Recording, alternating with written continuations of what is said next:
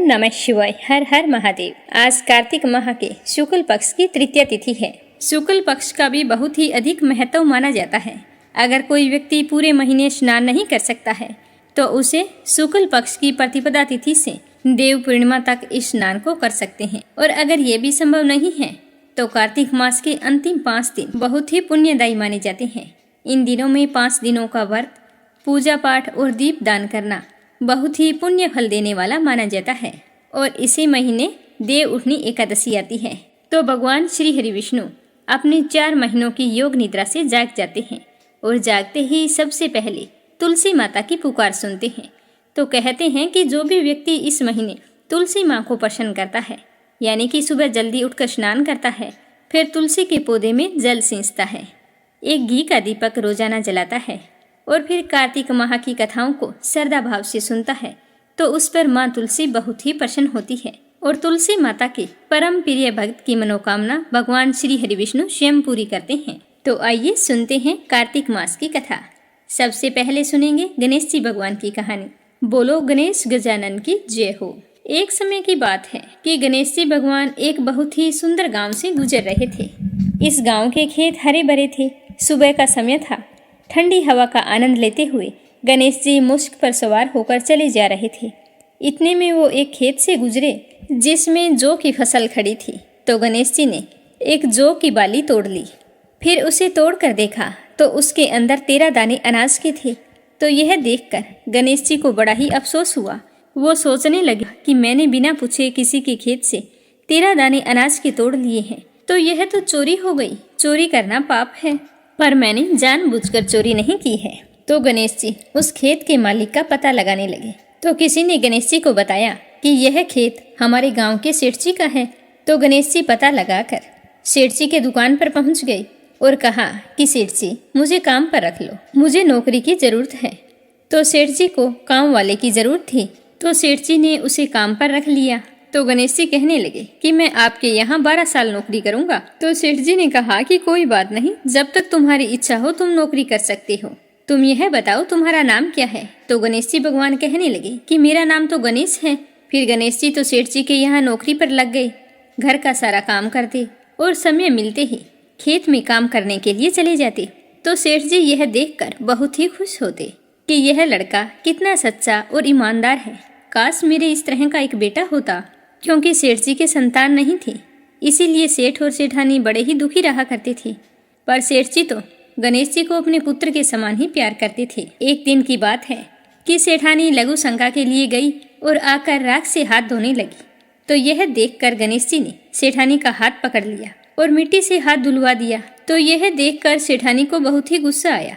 जाकर सेठ जी से शिकायत की और कहा कि कैसा नौकर रखा है, उसने आज मेरा हाथ पकड़ लिया और आप पता नहीं उसकी किस बात की इतनी तारीफ करते रहते हो कि वो ईमानदार है, सच्चा है। तो सेठानी की बात सुनकर सेठ जी ने गणेश जी को बुलाया और पूछा कि बेटा गणेश, सेठानी सच बोल रही है क्या? तूने इनका हाथ पकड़ लिया, ऐसा क्यों किया? तो गणेश जी ने हाथ जोड़कर कहा कि सेठ जी, मैंने तो हाथ पकड़कर बस इतना ही कहा था कि राख से हाथ मत धोओ, क्योंकि राख से हाथ धोने पर लक्ष्मी नाराज होकर चली जाती है और मिट्टी से हाथ धोएं तो लक्ष्मी लौट आती है। तो सेठ जी सोचने लगे कि गणेश ठीक कह रहा है, इसमें कोई गलत बात नहीं है। जो कुछ भी किया हमारी भलाई के लिए किया है। ऐसा करते करते कई दिन बीत गए। थोड़े दिनों बाद कुंभ का मेला आया। तो सेठानी सेठ जी से कहने लगी कि सेठ जी, मुझे तो कुंभ के मेले में स्नान करने जाना है। तो सेठ जी कहने लगे कि मुझे तो समय नहीं है, दुकान संभालनी होती है, फिर खेत जाना होता है। यह सोचते हुए उन्होंने गणेश को आवाज दी और कहा कि बेटा गणेश, तुम ऐसा करो, सेठानी जी को कुंभ के मेले में स्नान करवा के लाओ। तो सेठ जी की आज्ञा पाकर गणेश सेठानी को लेकर कुंभ के मेले में चला गया। तो सेठानी तो वहां जाकर पानी को हाथ लगाकर देख रही थी कि पानी ठंडा है और आगे जाऊंगी तो पानी गहरा है, कहीं मैं डूब ना जाऊं। यह सोचकर वो किनारे पर बैठकर स्नान कर रही थी। तो गणेश जी ने उनका हाथ पकड़ा और आगे ले जाकर डुबकी लगवाकर घर ले आई। घर आते ही सेठानी ने सेठ जी से कहा कि आपने कैसा नौकर रखा है, इसने तो मेरी लोगों के बीच में ही इज्जत नहीं रखी। इतनी सारी भीड़ थी वहां पर, उन सभी के बीच में मुझे घसीट कर पानी में आगे ले गया। तो यह सुनकर सेठ जी सोचने लगे कि गणेश ऐसा क्यों कर रहा है। उन्होंने आवाज लगाई कि बेटा गणेश इधर आओ, क्या सेठानी सच कह रही है? तो गणेश ने कहा कि हाँ, सेठानी जी सच कह रहे हैं। इन्हीं से पूछो कि मैंने ऐसा क्यों किया। ये तो किनारे पर बैठकर गंदे पानी से स्नान कर रही थी। जब हम इतनी दूर से कुंभ के मेले में स्नान करने के लिए गए हैं तो कम से कम अच्छे पानी में जाकर डुबकी तो लगाओ। तो यह सुनकर सेठ जी फिर सोचने लगा कि गणेश जी सच कह रहा है। फिर सेठानी को समझा दिया, गणेश जी को कुछ नहीं कहा। ऐसा करते करते घर पर पूजा पाठ रखी। हवन हो रहा था तो सेठ जी ने गणेश जी से कहा कि जाओ सेठानी जी को बुला कर लाओ कि हवन शुरू होने वाला है। तो गणेश जी सेठानी को बुलाने के लिए गए तो सेठानी तैयार हो रही थी। चुनरी ओढ़कर जैसे ही गणेश जी के साथ चलने लगी तो गणेश जी ने चुनरी पकड़कर फाड़ दी और कहा कि लाल चुनरी ओढ़ कर आओ। तो सेठानी जी नाराज होकर सो गई। सेठ जी बार बार देखते रहे कि सेठानी आई नहीं, आखिर क्या बात है। काफी देर इंतजार करने के बाद स्वयं हवन से खड़े हुए और अंदर आकर देखा तो सेठानी तो पलंग पर सोई पड़ी थी। तो सेठ जी ने कहा कि क्या बात है, मैंने गणेश को तुम्हें बुलाने के लिए भेजा था, कहाँ है वो, आया नहीं तुम्हारे पास? तो सेठानी रोते हुए कहने लगी कि सेठ जी आज तो हद हो गई, आपके गणेश ने मेरी चुनरी फाड़ दी है। अब भी तुम यही कहोगे कि गणेश ने यह भी सही किया है। तो यह सुनते ही सेठ जी को बहुत ही गुस्सा आया और गुस्से में गणेश जी को आवाज लगाई। तो सेठ जी की आवाज सुनकर गणेश जी दौड़े दौड़े आए और कहने लगे कि सेठ जी क्या बात है। तो सेठ जी गणेश जी को डांटने लगे और कहा कि गणेश तूने आज तो हद ही कर दी, अपनी सेठानी की चुनरी फाड़ दी, तुमने ऐसी हरकत क्यों की, मुझे बताओ। तो गणेश जी कहने लगे कि सेठ जी, सेठानी जी काली चुनरी ओढ़कर हवन में बैठने वाली थी तो काले वस्त्र कभी भी पूजा पाठ में नहीं पहने जाते, इसीलिए मैंने लाल चुनरी ओढ़ने के लिए कहा था। काला वस्त्र पहनने से कोई भी शुभ काम सफल नहीं होता। तो सेठ जी फिर सोचने लगे कि गणेश जी है तो समझदार। फिर सेठानी को समझा बुझाकर हवन के लिए ले गए। ऐसा करते करते कई महीनों बीत गए। गणेश जी की नौकरी के 12 वर्ष पूरे हो गए। तो एक दिन की बात है कि सेठ जी ने अपने घर पर गणेश भगवान की पूजा रखी। तो पूजा करने के लिए पंडित आया तो वह पूजा पाठ की सारी सामग्री तैयार करके कहने लगा कि सेठ जी, मैं तो मूर्ति घर पर ही भूल आया हूँ, अब क्या करें। तो गणेश जी वहीं पर खड़े थे। वो कहने लगे कि मेरे को ही मूर्ति बनाकर विराजमान कर लो, आपके सारे काम सफल हो जाएंगे। तो गणेश जी के इतना कहते ही सेठ जी को बहुत ही गुस्सा आया और वो बोले कि अब तक तो तुम सेठानी से मजाक करते थे, अब तुम मुझसे ही मजाक करने लग गए। तो गणेश जी बोले कि नहीं सेठ जी, मैं मजाक नहीं कर रहा हूँ, मैं तो सच बोल रहा हूँ। इतना कहकर गणेश जी ने अपना असली रूप धारण कर लिया। तो गणेश जी का यह रूप देखकर सेठ, सेठानी और पंडित हैरान हो गए। तो गणेश जी ने हंसकर कहा कि जल्दी से पूजा समाप्त करो। तो पूजा पाठ शुरू की गई। पूरे विधि विधान से गणेश जी की पूजा की। जैसे ही पूजा समाप्त हुई तो गणेश जी तो अंतर ध्यान हो गए। सेठ और सेठानी को बड़ा ही अफसोस होने लगा। उन्होंने कहा कि हमारे पास आज तक गणेश जी रहते रहे और हम उनसे काम करवाते रहे, हमें तो पता ही नहीं था कि ये गणेश जी भगवान है। अब ये पाप कैसे उतरेगा, हमने उनसे कितना काम करवाया है। तो सेठानी कहने लगी कि आपने तो काम ही करवाया था, मैंने तो गणेश जी भगवान को ना जाने कितनी डांट लगाई है। तो गणेश जी भगवान मुझसे तो जरूर नाराज हो गए होंगे, अब हमें क्या करना चाहिए। तो इस तरह अफसोस करते करते सेठ और सेठानी सो गए। तो गणेश जी ने सेठ जी के सपने में आकर कहा कि आप इस तरह दुखी होकर क्यों सोए हो, मैंने तुम्हारे यहाँ कोई काम नहीं किया, क्योंकि 12 साल पहले मैंने आपके खेत से जौ की बाली तोड़ी थी, उसी का कर्ज चुकाने के लिए तुम्हारे घर पर काम कर रहा था। तुम्हें अफसोस करने की कोई ज़रूरत नहीं है, मैं तो अपने चोरी का दोष उतारने के लिए आपके यहाँ आया था। आपके साथ रहकर मुझे बहुत ही अच्छा लगा।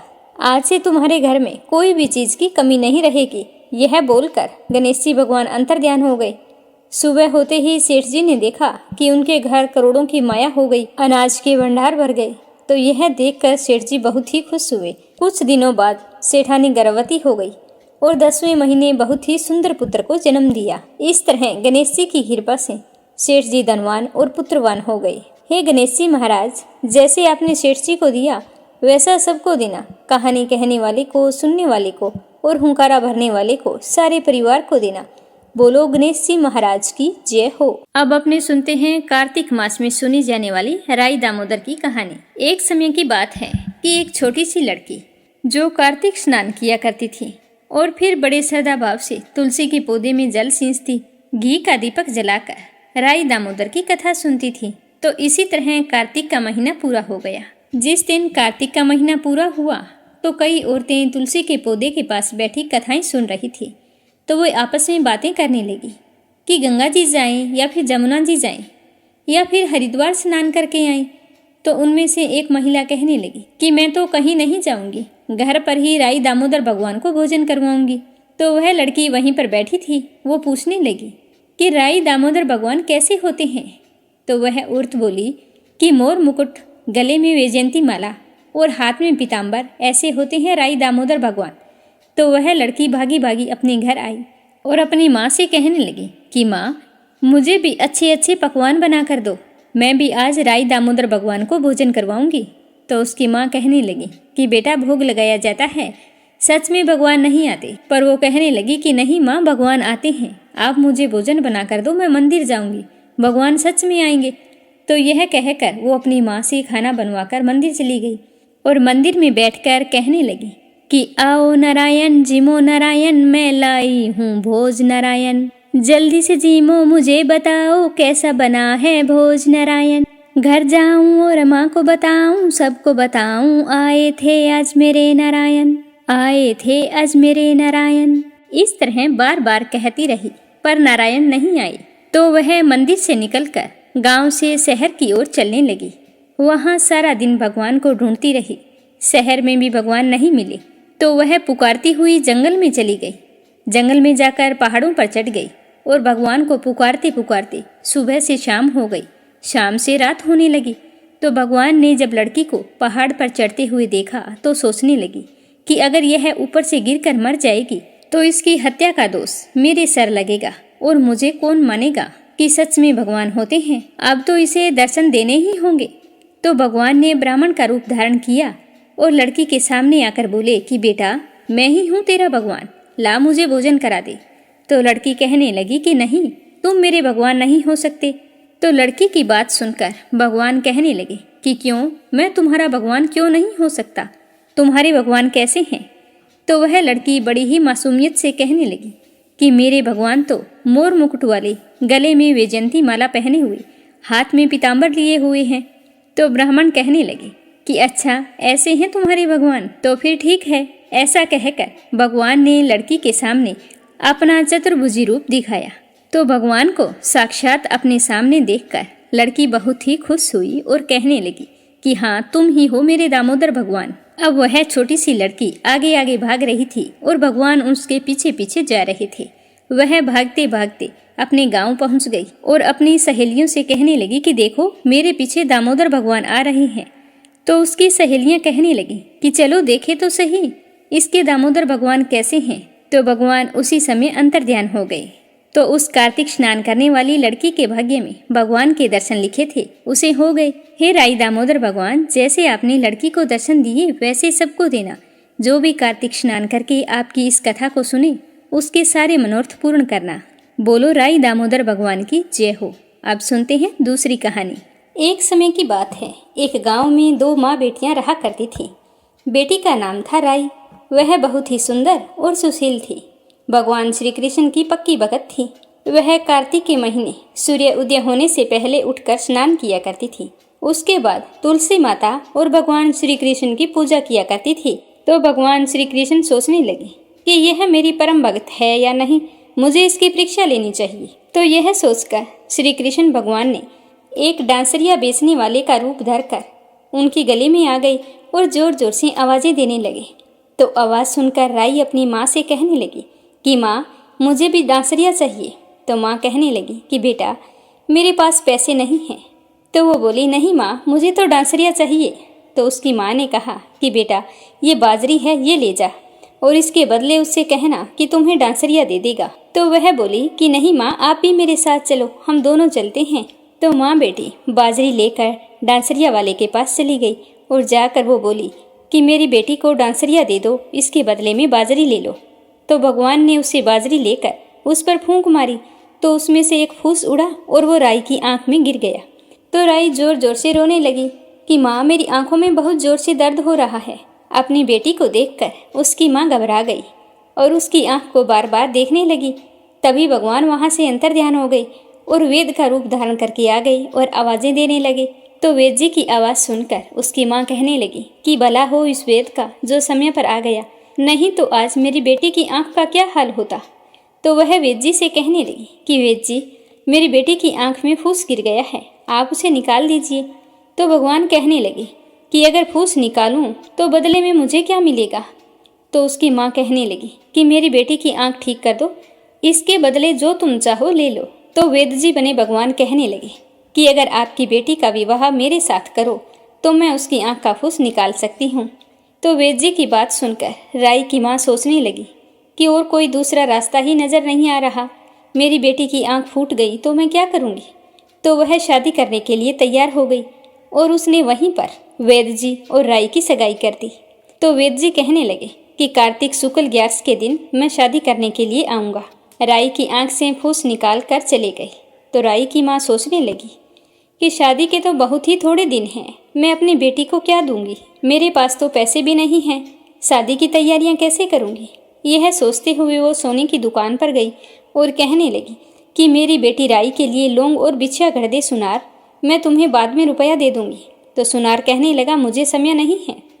हलवाई व बनिया के पास गई तो उन्होंने भी जवाब दे दिया। अब राई की माँ तो परेशान होकर घर आ गई और सोचने लगी कि अब क्या करूं। ऐसा करते करते शादी का दिन नज़दीक आ गया। सारे गांव वाले बातें करते कि बेटी की शादी तय कर दी और घर पर कोई भी सामान तैयार नहीं है, टूटी फूटी झोंपड़ी है, पता नहीं शादी कैसे करेगी। सारे लोग बड़े ही बेसब्री से इंतजार कर रहे थे। तो कार्तिक शुक्ल एकादशी के दिन राई सुबह जल्दी उठी और स्नान किया, कृष्ण कन्हैया की पूजा की और तुलसी के समक्ष एक घी का दीपक जला दिया। तो भगवान का चमत्कार हुआ, उनकी झोंपड़ी महल में बदल गई।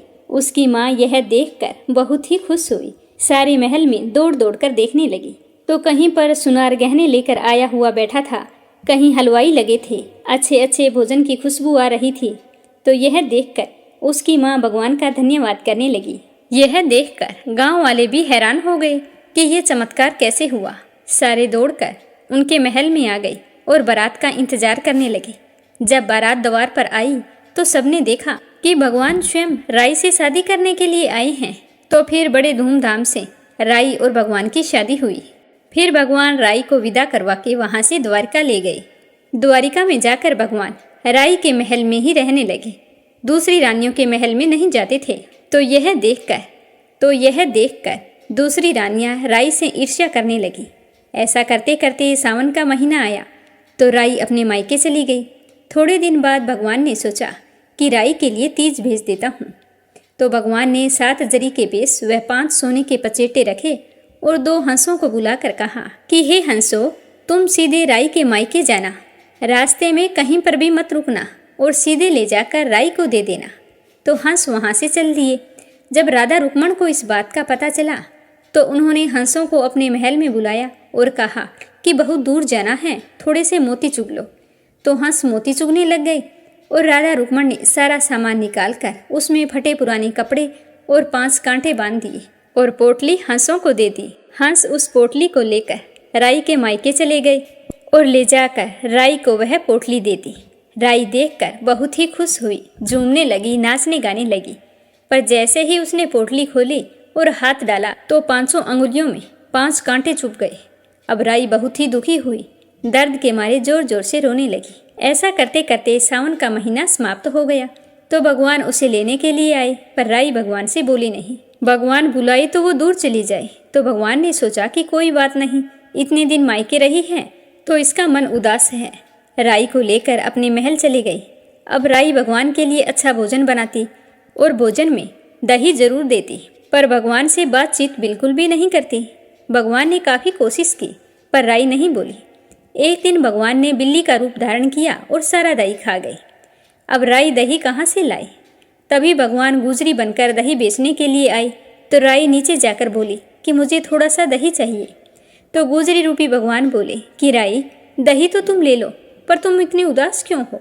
हमने सुना है कि भगवान से आप नाराज हैं। तो राई कहने लगी कि तुझे क्या मतलब, तू जा।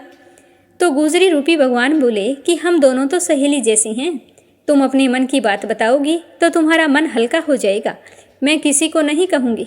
तो राई ने सारी बात बता दी।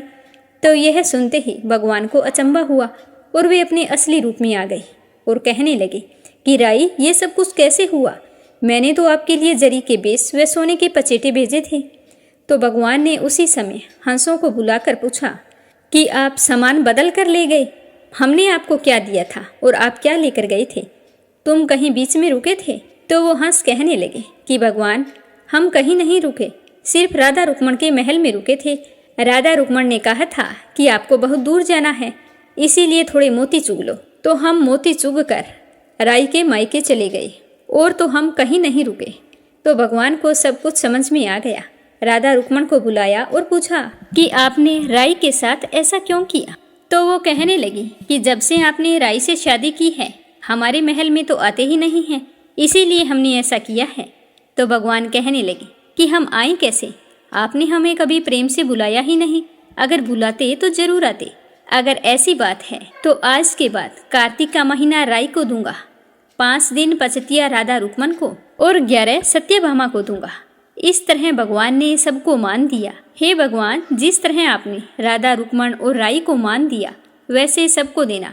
कहा जाता है कि जो भी औरत कार्तिक के महीने स्नान करके तुलसी में जल सींच कर इस कहानी को पूरे श्रद्धा भाव से सुनती है, वह अपने पति की परम प्यारी होती है और उसे अपने जीवन में खूब मान सम्मान मिलता है।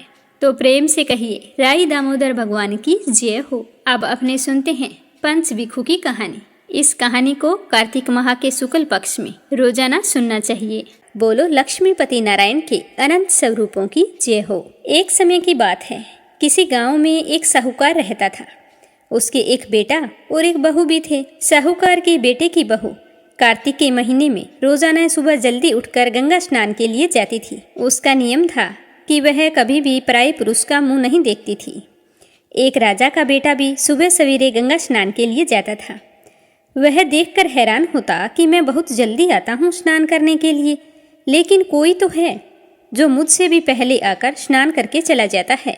तो राजा का बेटा रोजाना सुबह जल्दी आने की कोशिश करता, पर साहूकार की बहू उससे भी पहले स्नान करके चली जाती। ऐसा करते करते कार्तिक का महीना बीतने वाला था। सिर्फ अंतिम 5 दिन बाकी बचे थे। तो साहूकार कहने लगा कि अब तो मैं पता लगा के ही रहूंगा कि कौन है। इस तरह सोचते हुए वो कार्तिक स्नान के लिए जा रहा था।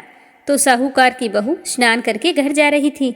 जैसे ही साहूकार के बेटे की बहू को लगा कि कोई आ रहा है, तो वो जल्दी जल्दी अपने घर जाने लगी। जल्दबाजी करने पर उसकी माला मोजड़ी वहीं पर छूट गई। तो वह तो घर चली गई और राजा का बेटा देखने लगा कि कोई तो था जो स्नान कर रहा था, अब कहाँ चला गया। इस तरह वो इधर उधर देखने लगा। तभी उसकी नज़र माला मोजड़ी पर पड़ी। तो उसने उठा ली और सोचने लगा कि ये कोई औरत है जो मुझसे पहले स्नान करने आती है, और जिस औरत की माला मोजड़ी इतनी सुंदर है तो वो खुद ना जाने कितनी ही सुंदर होगी।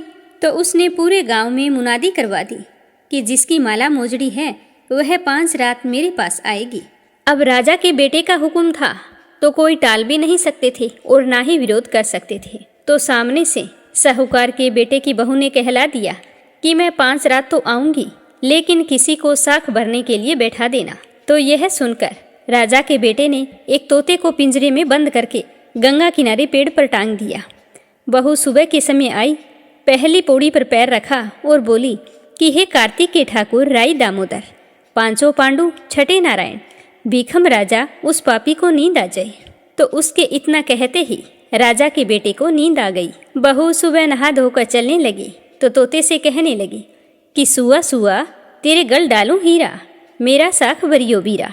तो सुआ बोला कि कभी कोई भाई भी अपनी बहन की साख वरता है क्या?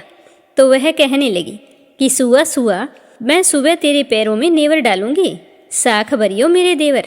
तो सुए ने कहा कि ठीक है भाभी, मैं आपकी साख जरूर भरूंगा। तो सुनकर वो बहुत ही खुश हुई और अपने घर चली गई। उसके जाने के बाद में राजा का बेटा हड़बड़ाकर उठकर बैठा और सुए से पूछने लगा कि सुआ वो आई थी क्या, कैसी थी? तो सुआ बोला कि आभा सी बिजली, होली की सी झल, केला की सी कामिनी, गुलाब सा रंग। तो यह सुनकर राजा के बेटे का मन मचलने लगा और सोचने लगा कि मैं भी कैसा हूँ। वो आई तो मैं सो गया, कल से मैं नींद नहीं लूँगा। तो अगले दिन राजा के बेटे ने सोचा कि आज मैं अपनी अंगुली में चीरा लगा लूँगा ताकि मुझे नींद ना आए। तो अगले दिन राजकुमार ने अपनी अंगुली चीर कर वहाँ पर बैठ गया। अंगुली में बुरी तरह से दर्द हो रहा था, उसे नींद भी नहीं आ रही थी। और उधर जैसे ही सुबह होने वाली थी तो मुंह अंधेरे साहूकार के बेटे की बहू आई और भगवान से उसी तरह प्रार्थना करने लगी। कहने लगी कि हे कार्तिक के ठाकुर राय दामोदर, पांचों पांडु, छठे नारायण, भीखम राजा, उस पापी को नींद आ जाए। तो राजा के बेटे को नींद आ गई और साहूकार के बेटे की बहू ने स्नान किया और जाते समय तोते के पास आई और कहने लगी कि सुआ सुआ, तुम मेरी साख भरी हो, मैं तुम्हारे पैरों में नेवर डालूंगी। तो सुए ने कहा कि ठीक है भाभी। तो यह सुनकर वो घर चली गई और उसके जाते ही राजा का बेटा नींद से जाग कर बैठ गया। तो उसने तोते से पूछा कि सुआ सुआ, वो आई थी क्या? तो सुए ने कहा कि हाँ आई थी। तो राजकुमार सोचने लगा कि मुझे क्या हो गया है कि जब वो आती है तो मुझे नींद आ जाती है। आज मैं बिना बिस्तरे के बैठूंगा और सारी रात बैठे बैठे बिताऊंगा। तो इस तरह तीसरे दिन साहूकार के बेटे की बहू स्नान करने आई तो उसने फिर भगवान से प्रार्थना की और राजकुमार को नींद आ गई। जब वह नहाकर जाने लगी तो आंख बंद करके चली गई। राजकुमार जब उठा तो वह जा चुकी थी। तो राजकुमार फिर से सोच में पड़ गया। वह सोचने लगा कि आज मैं अंगीठी जलाकर बैठूंगा जिससे मुझे नींद ना आए। तो फिर वह रात को अंगीठी रख कर वहाँ पर बैठ गया। साहूकार की बहू आई और वह भगवान से प्रार्थना करने लगी कि भगवान, आपने 3 रातें तो निकाल दी, अब चौथे दिन भी मेरी रक्षा करना। तो साहूकार के बेटे को नींद आ गई और साहूकार की बहू स्नान करके चली गई। तो आंख खुलते ही उसने देखा कि सुबह हो चुकी थी और वहाँ पर कोई नहीं था।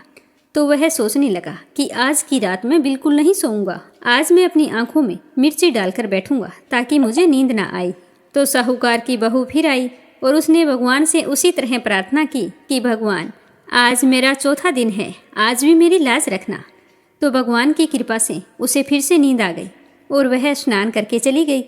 सुबह जब तोते से राजकुमार ने पूछा तो उसने वही बात बताई कि वो तो आई थी और स्नान करके चली गई। तो राजकुमार सोचने लगा कि आज मैं बिना बिस्तरे बिछाई गंगा किनारे बैठकर निगरानी करूंगा, आज उसे नहीं जाने दूंगा क्योंकि आज तो 5वां और अंतिम दिन है। तो इस तरह विचार करके वो बैठ गया और साहूकार के बेटे की बहू आई और भगवान से प्रार्थना करने लगी कि भगवान, आज तो 5वां दिन है, आप मेरी रक्षा करना। तो वह तो पतिव्रता नारी थी और बड़े ही नियम से कार्तिक स्नान करती थी। तो भगवान ने उसकी मुराद पूरी कर दी। उस दिन भी राजकुमार को नींद आ गई। जब वो स्नान करने के लिए आई और स्नान करके वापस जाने लगी तो उसने अपनी आंखें बंद कर ली और तोते के पास आकर कहने लगी कि सुआ सुआ, इस पापी को कह देना कि 500 रातें पूरी हो चुकी है, अब वह मेरे मोतियों की माला मेरे घर भिजवा दे। तो सुबह राजकुमार की आंख खुली तो उसने तोते से पूछा कि वह आई थी क्या? तो तोते ने कहा कि हाँ वो आई थी और तुम्हारे लिए एक संदेशा है। उसने कहा है कि 5 रात पूरी हो चुकी है, अब मेरी माला भिजवा देना।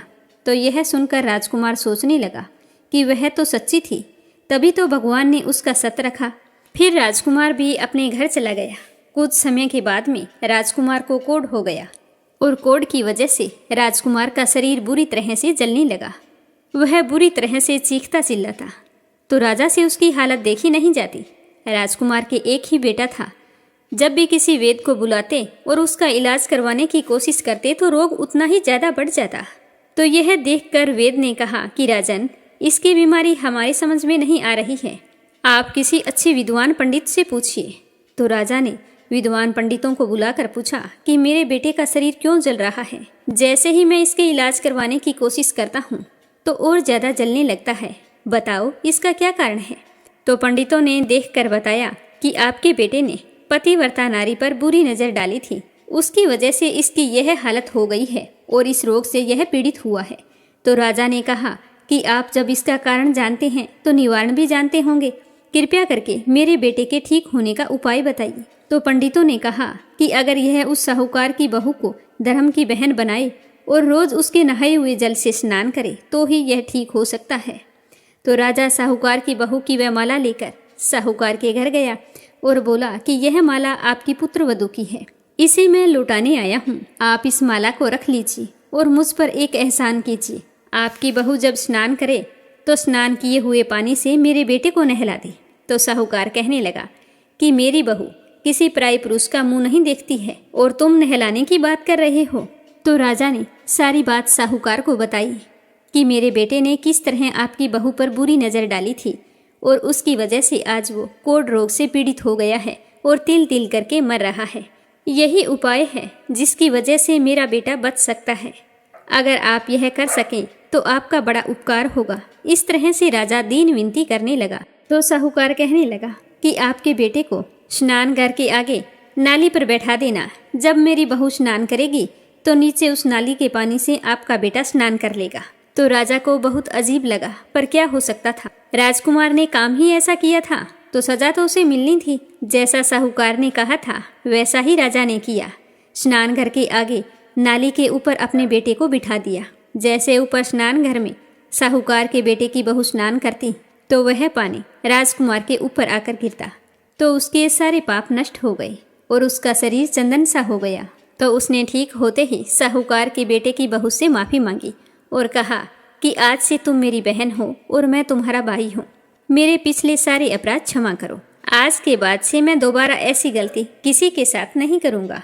तो इस तरह कार्तिक स्नान करने से भगवान श्री हरि ने साहूकार के पुत्र वधू की रक्षा की। हे पंचदेवता, जैसे आपने साहूकार के बेटे की बहू का सत रखा वैसा सभी का रखना। जो भी पतिव्रता नारी कार्तिक स्नान करे और पति धर्म के नियमों का अच्छे से पालन करे, उसके सुहाग और सौभाग्य की हमेशा रक्षा करना। जय हो पंचदेवता की। अब अपने सुनते हैं कार्तिक मास महात्म्य का अगला अध्याय। इससे पहले सभी श्रोताओं से मेरा निवेदन है कि आप सभी मीरा भक्ति स्टोरी चैनल को सब्सक्राइब जरूर करें। लक्ष्मीपति नारायण के अनंत स्वरूपों की जय हो कमेंट बॉक्स में लिखकर इस वीडियो को ज़्यादा से ज़्यादा अपने रिश्तेदारों में, मित्रगणों में शेयर करें। भगवान श्री हरि आपकी सारी मनोकामनाएं पूर्ण करें। बोलो लक्ष्मीपति नारायण की जय हो।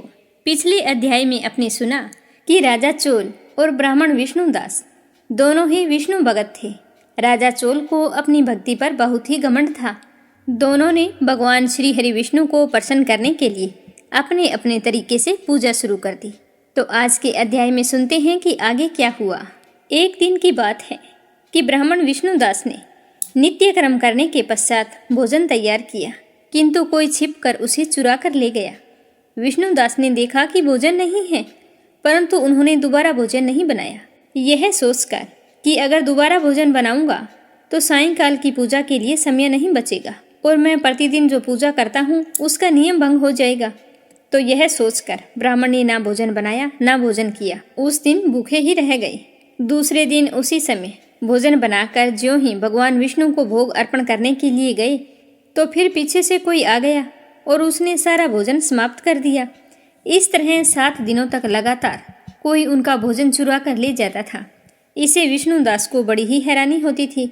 वे मन ही मन इस प्रकार विचार करने लगे कि कौन है जो प्रतिदिन आकर मेरी रसोई चुरा कर ले जाता है।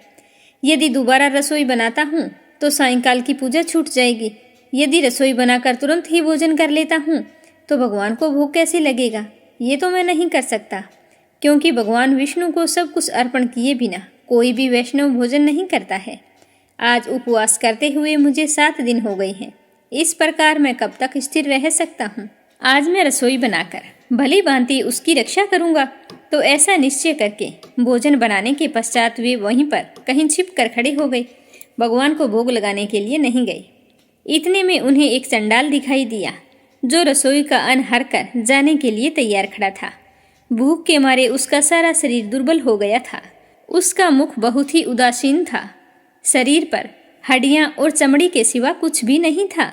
यह देखकर ब्राह्मण विष्णुदास के हृदय करुणा से भर गया और उन्होंने भोजन चुराने वाले चंडाल की ओर देखकर कहा कि भैया जरा ठहरो, रूखा सूखा क्यों खाते हो? लो मैं तुम्हें घी डाल कर देता हूँ। तो इस तरह ब्राह्मण विष्णुदास को आते देखकर वह चंडाल डर गया और डर के मारे जोरों से भागा, लेकिन थोड़ी ही दूर जाने पर वह मूर्छित होकर गिर गया। चंडाल को भयभीत और मूर्छित देखकर ब्राह्मण विष्णुदास बड़े वेग से चलकर उसके समीप आए और दयावश अपने वस्त्र के छोर से उसको हवा देने लगे। तो वह उठकर खड़ा हुआ। तब विष्णुदास ने देखा कि वह चंडाल नहीं है बल्कि साक्षात नारायण ही हैं। शंख, चक्र और गदा धारण किए हुए उसके सामने उपस्थित हैं। अपने प्रभु को प्रत्यक्ष देखकर विष्णुदास सात्विक भावों के वशीभूत हो गए और वे स्तुति और नमस्कार करने में समर्थ न हो सके। तब भगवान ने सात्विक व्रत का पालन करने वाले अपने भक्त विष्णुदास को छाती से लगा लिया और उन्हें अपने जैसा रूप देकर बैकुंठ धाम को चले गए। उसी समय यज्ञ में दीक्षित हुए राजा चोल ने देखा कि विष्णुदास एक श्रेष्ठ विमान पर बैठकर भगवान विष्णु के समीप जा रहे हैं। तो विष्णुदास को बैकुंठ धाम में जाते देखकर राजा ने शीघ्र ही अपने गुरु महर्षि मुर्दुल को बुलाया और इस प्रकार कहना शुरू किया कि जिसके साथ स्पर्धा करके मैंने इस यज्ञ दान आदि कर्म का अनुष्ठान किया है, वह ब्राह्मण आज भगवान विष्णु का रूप धारण करके मुझसे पहले बैकुंठ धाम को जा रहा है। मैंने इस वैष्णव धाम में भली भांति दीक्षित होकर अग्नि में हवन किया है और दान आदि के द्वारा ब्राह्मणों का मनोरथ पूर्ण किया है, तथापि अभी तक भगवान विष्णु मुझ पर प्रसन्न नहीं हुए हैं और इस विष्णुदास को केवल भक्ति के ही कारण श्री हरि ने प्रत्यक्ष दर्शन दिए हैं। अतः जान पड़ता है कि भगवान विष्णु केवल दान और यज्ञों से प्रसन्न नहीं होते हैं, उन प्रभु का दर्शन कराने में भक्ति ही प्रधान कारण है। दोनों पार्षदों ने कहा कि इस प्रकार कहकर राजा अपने भांजे को राज सिंहासन पर अभिषिक्त कर दिया और वे बचपन से ही यज्ञ की दीक्षा लेकर उसी में संलग्न रहते थे, इसीलिए उन्हें कोई पुत्र नहीं हुआ था। यही कारण है कि उस देश में अब तक भांजे ही राज्य के उत्तराधिकारी होते हैं।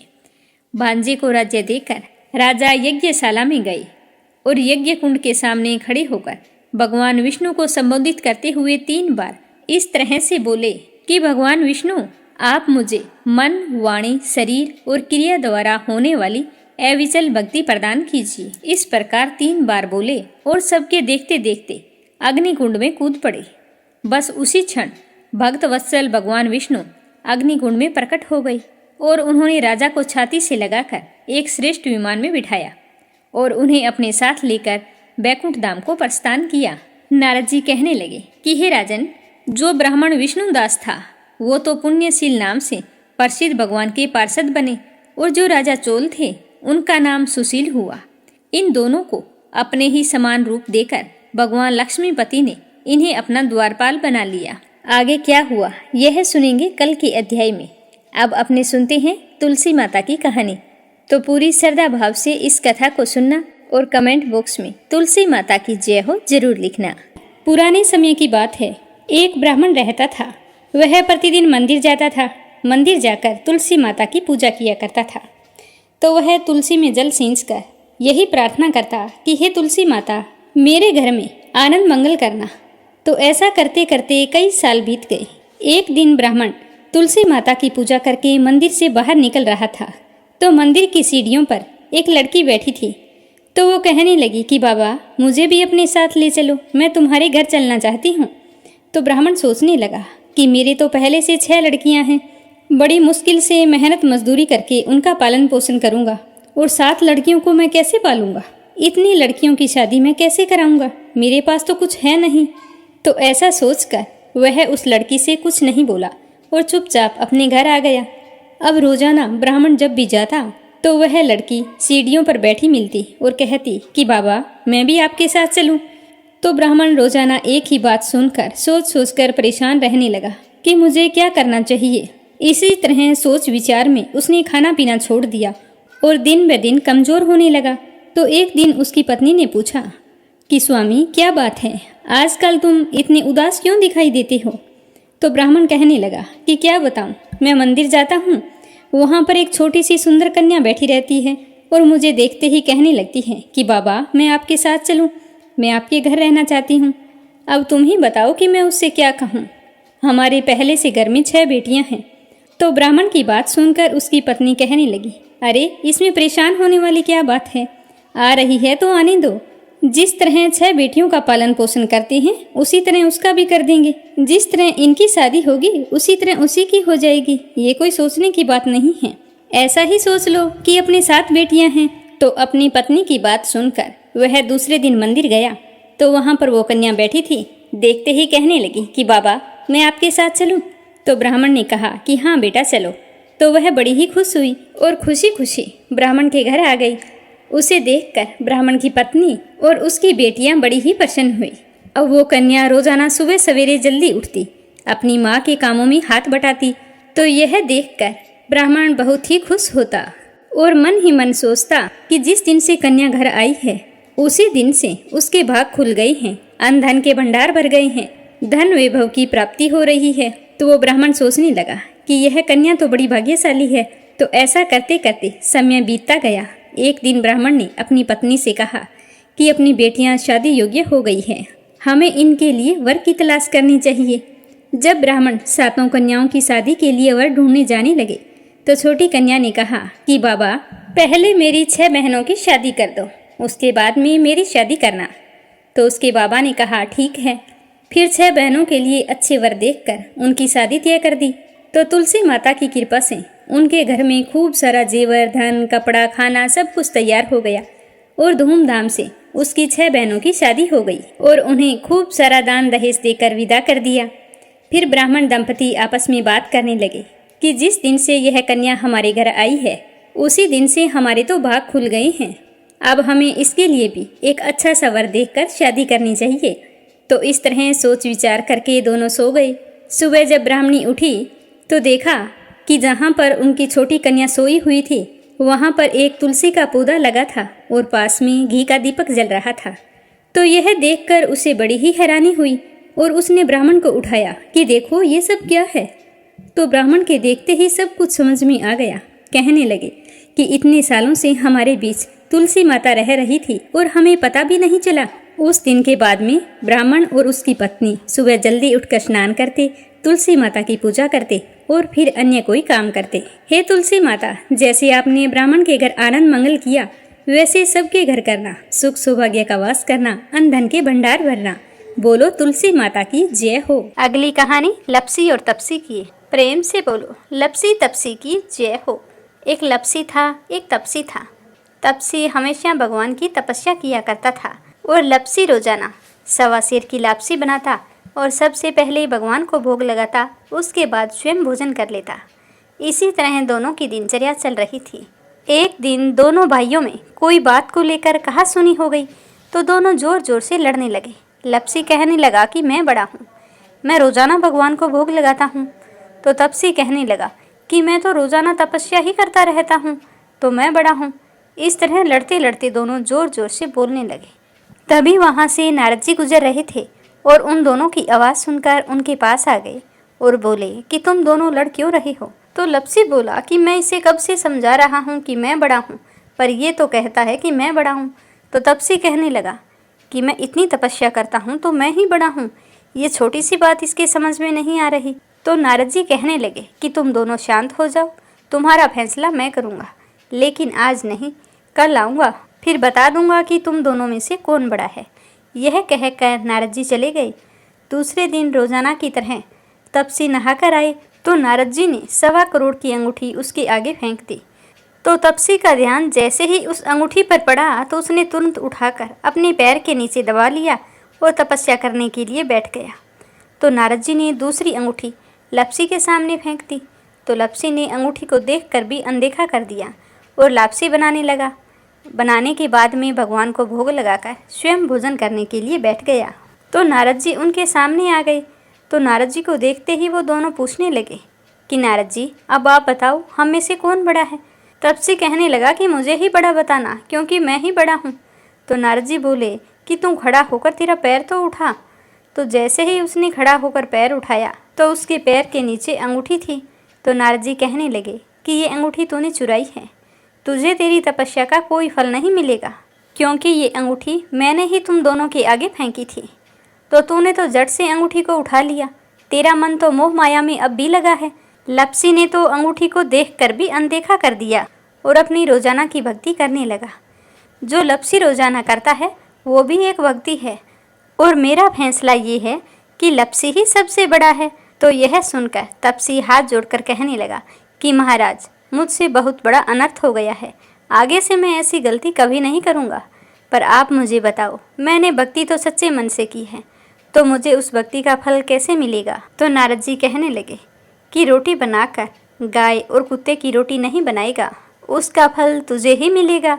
रोटियां बनाकर पीछे से सुबह छोटी रोटी नहीं बनाएगा, उसका फल, और शाम को रोटी बनाकर पीछे से एक बड़ी रोटी नहीं बनाएगा, उसका फल भी तुझे ही मिलेगा। ब्राह्मण को भोजन करवाकर दक्षिणा नहीं देगा तो वो फल भी तुझे ही मिलेगा।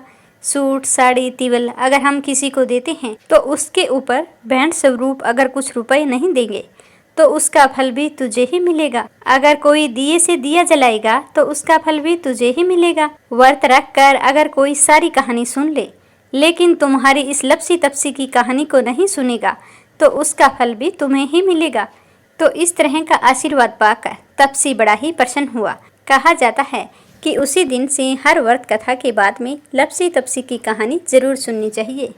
कहानी सुनने के बाद में कहना चाहिए कि लपसी का फल लपसी को मिले, तपसी का फल तपसी को मिले। हमारी कहानी का, हमारे व्रत का और हमारे पूजा पाठ का पुण्य फल हमें मिले। कथा समाप्त होते ही कमेंट बॉक्स में लक्ष्मीपति नारायण की जय हो जरूर लिखें। वीडियो को ज़्यादा से ज़्यादा विष्णु भक्तों में शेयर करें। भगवान श्री हरि आपकी सारी मनोकामनाएं पूर्ण करें। कल फिर मिलेंगे अगले अध्याय और कथा के साथ। आप सभी की मंगल कामना के साथ। ओम नमः शिवाय। हर हर महादेव।